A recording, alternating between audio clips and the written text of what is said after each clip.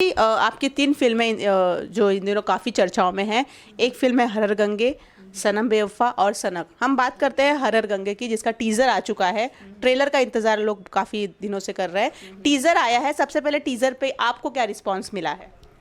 बहुत ही अच्छा और बहुत ही पॉजिटिव रिस्पांस के साथ मेरी हर हर गंगे के टीज़र की बात हो रही है, हर जगह हो रही है। और बहुत अच्छा लगता है जब आप किसी प्रोजेक्ट के पीछे कुछ काम करते हैं, दिल लगा कर करते हैं और उसको बहुत सराहना मिलती है, तो बहुत अच्छा लगता है। जी, आपसे जानना चाहूँगी, जैसे कि जब से शूटिंग स्टार्ट हुई है तब से लोगों को पता है कि बड़े स्केल में फिल्म बन रही है, बहुत बड़े बजट की फिल्म है, उसमें काफ़ी दिन शूट किए गए हैं। पवन जी का गेटअप काफ़ी अलग है, आपका गेटअप काफ़ी अलग है। अपने शब्दों में कुछ बताएंगे क्या है हर हर गंगे? अ, हर हर गंगे एक्चुअली गंगा सफाई अभियान के ऊपर आधारित फ़िल्म है और अपने आप में बहुत ही अनोखी फ़िल्म है। और हाँ, इसमें हर किसी ने बहुत मेहनत की है और बहुत ही जज़्बात के साथ ये फ़िल्म बनाई गई है, क्योंकि गंगा जी जो हैं वो हमारे देश में सिर्फ़ एक होता है ना, नदी नहीं है, वो पूजी जाती हैं। तो जब उनसे रिलेटेड फ़िल्म बन रही है और उनकी सफाई के ऊपर बन रही है, तो कहीं न कहीं सबकी वो आस्था भी जुड़ जाती है। तो वो ना एक पॉज़िटिविटी लेकर आती है। तो मुझे लगता है कि ये उसका भी असर है।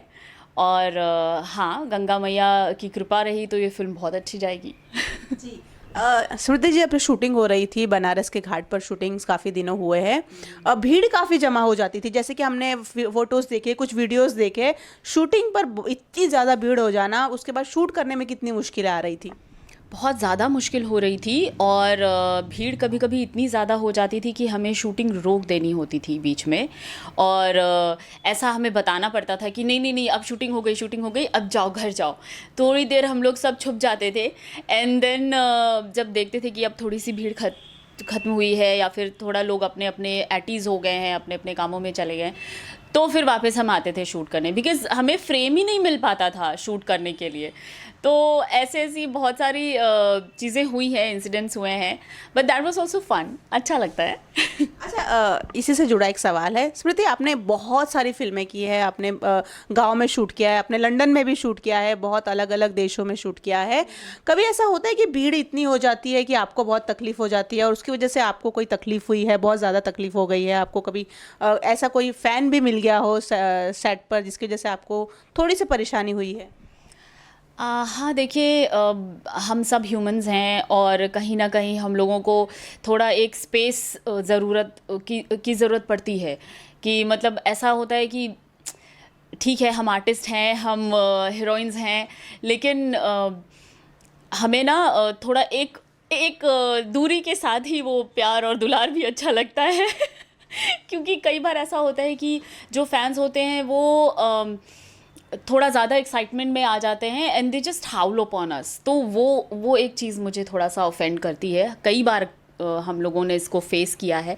बट हाँ, जब जो हमारे जो बाउंसर्स होते हैं और जो हमारे प्रोडक्शन के लोग होते हैं, तो वो लोग पूरी कोशिश करते हैं कि हमें थोड़ा सेफ्टी दी जाए और उस तरीके से हम लोग काम तो कर ही रहे हैं और अच्छा ही करते हैं। एक बहुत ही फ़नी सा इंसिडेंस याद आ गया मुझे बात करते हुए, कि एक बारी मैं शूटिंग कर रही थी बिहार, यूपी के किसी गांव में कर रही थी। और वहाँ पे मुझे एक फ़ैन, चूँकि हम लोगों को एक जगह से दूसरी जगह जाना था एंड वो रस्सी से हमें थोड़ी प्रोटेक्शन दी गई थी, रस्सी आसपास पूरी बांध कर। तो एक फ़ैन जो है वो बहुत दूर से फॉलो करता करता आया एंड कहता है, मैम मुझे आपका नंबर चाहिए। मैंने कहा ऐसे कौन नंबर देता है? तो मैं आगे बढ़ गई एंड कहती, अरे तो हम भी बिहार से हैं, नंबर नहीं दीजिएगा।